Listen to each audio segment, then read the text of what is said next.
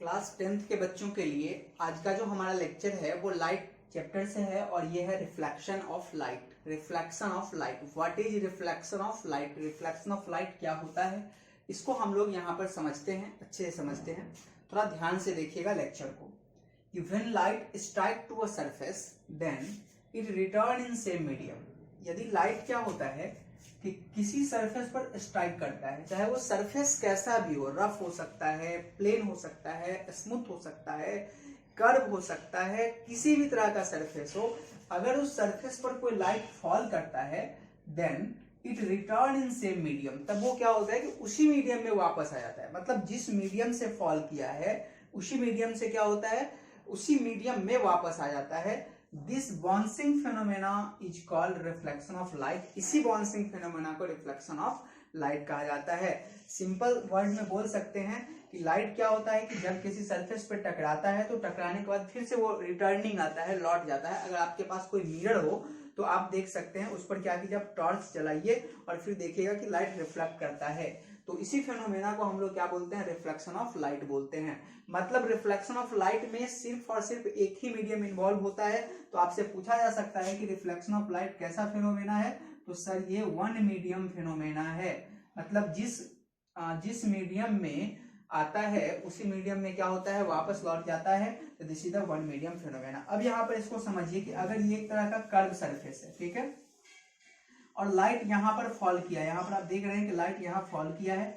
ये एरो का साइन जो है लाइट में बहुत इंपॉर्टेंट होता है। कई बच्चे क्या करते हैं, सिर्फ ऐसे कर देते हैं, ये गलत है। ये रे का सिंबल नहीं है, रे का रिप्रेजेंटेशन नहीं है जब तक आप एरो नहीं देते हैं। एरो बताता है कि लाइट रे किधर से किधर जा रहा है। तो यहाँ से यहाँ आ गए और फिर उसके बाद ये क्या हुआ कि देखिए यहाँ पे ऐसे रिटर्न हो गया, ठीक है, रिटर्न हो गया।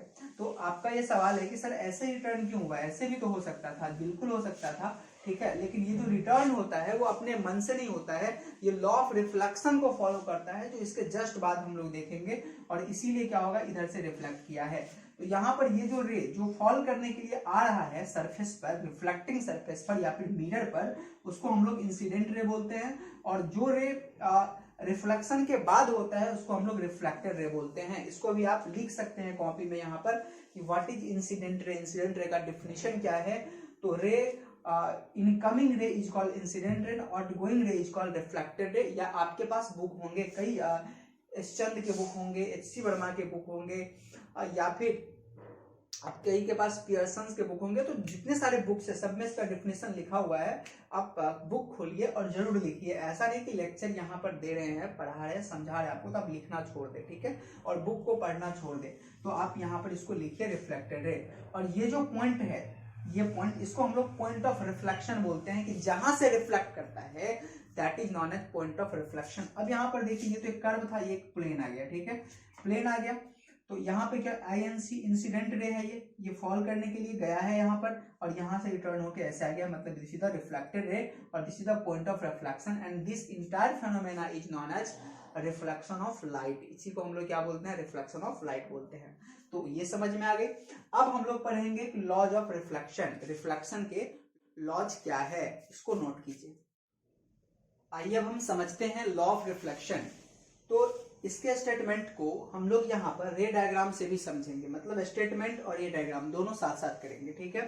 देखिए इसका दो लॉ है और बहुत इंपॉर्टेंट है, आप स्टार मार्किंग कर सकते हैं। 10th एग्जाम में इन जनरली पूछा जाता है। या फिर आपसे कोई अगर लाइट आप अगर बोलिएगा कि लाइट चैप्टर पढ़ रहे हैं तो वो फ्रिक्वेंटली पूछ देगा, अच्छा ठीक है रिफ्लेक्शन पढ़े हो, तो बोलिएगा हाँ, तो बोलेगा बताओ लॉ ऑफ रिफ्लेक्शन क्या होता है। तो इनसे क्या होता है कि ये भी जुड़ा होता है, थोड़ा सोशल रिस्पेक्ट भी जुड़ा होता है कि अगर आप पढ़ाई कर रहे हैं और कोई पूछ दिए तो आपको जवाब देना पड़ता है। जवाब नहीं देंगे तो फिर वो ये हो जाता है, ठीक है। तो अच्छा नहीं लगता है थोड़ा कि आप पढ़ रहे हैं और रिप्लाई नहीं कर रहे हैं। तो देखिए पहला लॉ इसमें क्या है कि angle of incident will be equal to angle of reflection. Angle of incident angle of reflection के बराबर होगा। अब समझिए कि एंगल ऑफ इंसिडेंट होता क्या है और एंगल ऑफ रिफ्लेक्शन होता क्या है। पहले इसको समझने के लिए हम लोग क्या करते हैं, एक मिरर लेते हैं। तो लाइट यहां पर फॉल किया है सर, और फॉल करने के बाद ये जो पॉइंट है इसको हम लोग क्या बोलते हैं, पॉइंट ऑफ रिफ्लेक्शन। इसको क्या बोलते हैं, पॉइंट ऑफ रिफ्लेक्शन। ये भी समझना बहुत जरूरी है, पॉइंट ऑफ रिफ्लेक्शन इसको बोलते हैं। चलिए ठीक है ये।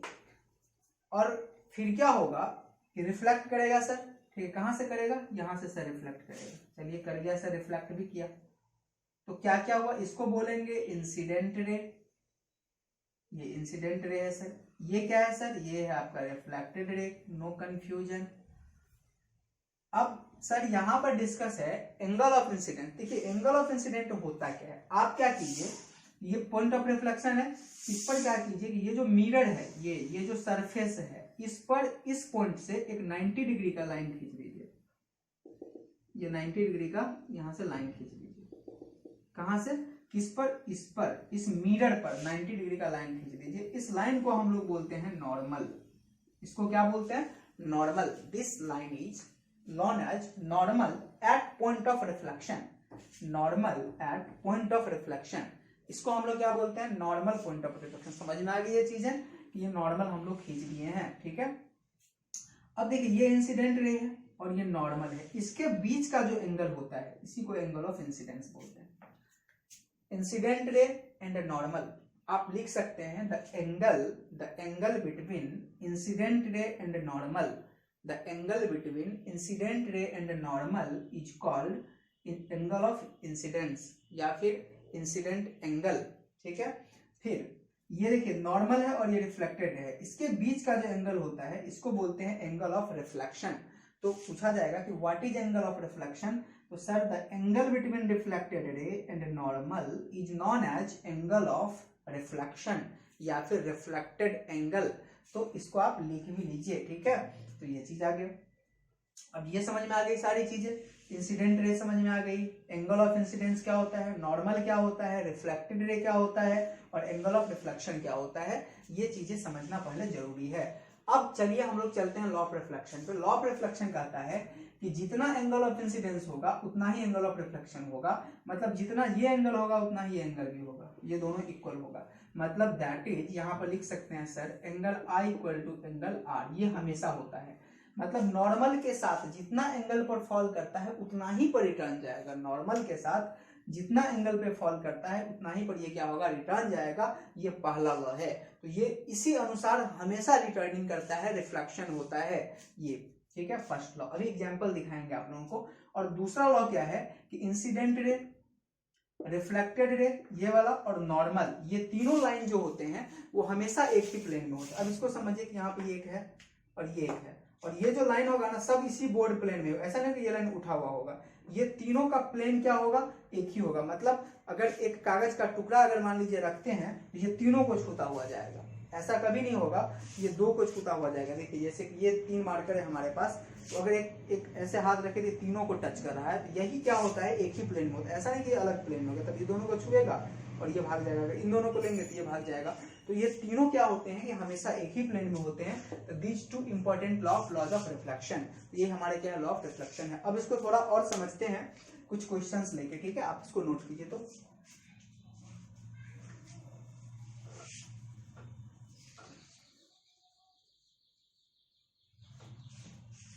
अब चलिए हमारे पास क्या है, एक मिरर है, ये मिरर है हमारे पास, और यहां से एक रे फॉल किया है इस पर,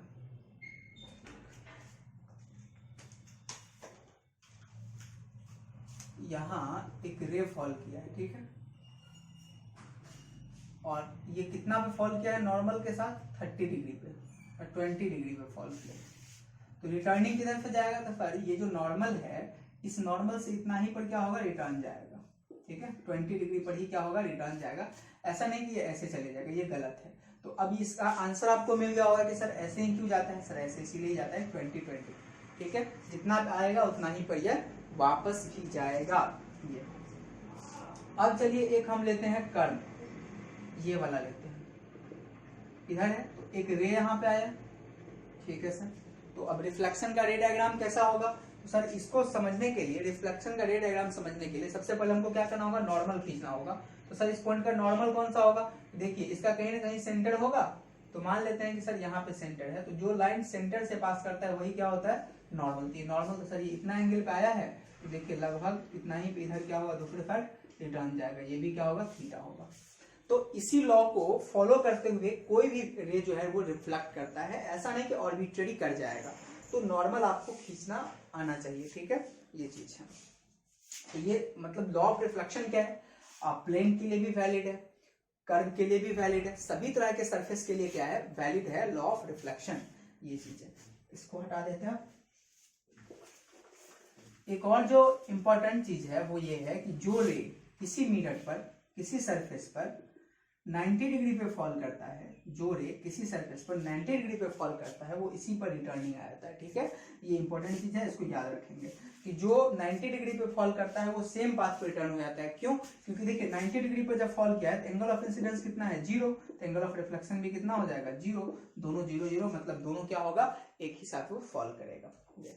दो वर्ड है आपके पास, यहां पर हम दे रहे हैं रेगुलर रिफ्लेक्शन। अच्छा, पहले हम थोड़ा एक्सपेरिमेंटल एनालिसिस इसका समझ लेते हैं कि एक्सपेरिमेंटल आप लोगों के बुक में कई बार लिखा होता है कि कैसे हम पता करेंगे। तो इसको हटा दें, नोट कीजिए, आप लोग नोट करिए रोक के। एक्सपेरिमेंटल किसका है, लॉ ऑफ रिफ्लेक्शन को समझने का, एक्सपेरिमेंटल एनालिसिस।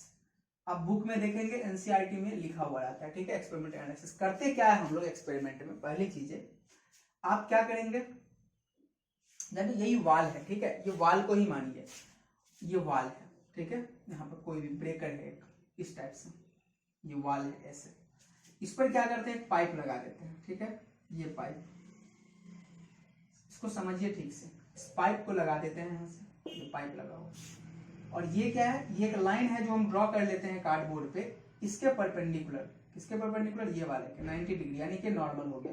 और इसको हम लोग क्या करते हैं, इस पाइप को फिक्स कर देते हैं, ऐसे करके इसको फिक्स किए इस पाइप को यहाँ पे। और यहाँ पे क्या होता है, कोई कुछ बोल रहा है, लाइट है ना, तो यहाँ पर क्या होगा कि आप क्या कर रहे हैं, एक टॉर्च यहाँ पे जला रहे हैं, ठीक है, ये टॉर्च इसके जला रहे हैं, तो लाइट क्या होगा, यहाँ से जाएगा ऐसे। अब क्या करते हैं हम लोग, यहाँ पर एक लगा देते हैं कार्डबोर्ड ऐसे करके, फिर वाल भी हो सकता है, और एक यहाँ पर हम लोग पाइप रख देते हैं, ठीक है। और देखिए यहाँ पर क्या होगा, लाइट ऐसे जाएगा, तो फिर क्या होगा, यहाँ से यहाँ पर कहीं ना कहीं पड़ेगा कि नहीं, धब्बा इसका आएगा। इसको हम लोग क्या करते हैं, घुमाते हैं थोड़ा ऐसे ऐसे करके, देखते हैं कि कितना एंगल पर रखने के बाद एकदम फ्रेश धब्बा आता है, लाइट का स्पॉट आता है, लाइट स्पॉट कितना एंगल पर करने के बाद फ्रेश का। देखिए यहाँ ऐसे कर दीजिएगा तो नहीं आएगा, आप देख सकते हैं एक्सपेरिमेंट करके। तो एक पार्टिकुलर एंगल ऐसा आएगा जिस पर ये इसको आप रखेंगे तो क्या होगा, यहाँ पर एकदम ब्राइट स्पॉट आएगा लाइट का।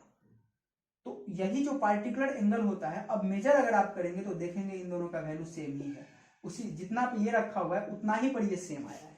मतलब क्या है कि जितना डिग्री पे ये होता है उतना ही पे रिफ्लेक्ट करता है, जितना डिग्री पे आता है उतना ही पे रिफ्लेक्ट करता है, इसीलिए उतना ही पर क्या आया है, स्पॉट आया है। तो ये एक एक्सपेरिमेंटल एनालिसिस है जो लॉज ऑफ रिफ्लेक्शन को क्या करता है, डिफाइन करता है। और ये आप लैब में, आप स्कूल अगर खुलेगी तो आप लैब में ये कर सकते हैं, ये सारा काम अपने आप कर सकते हैं।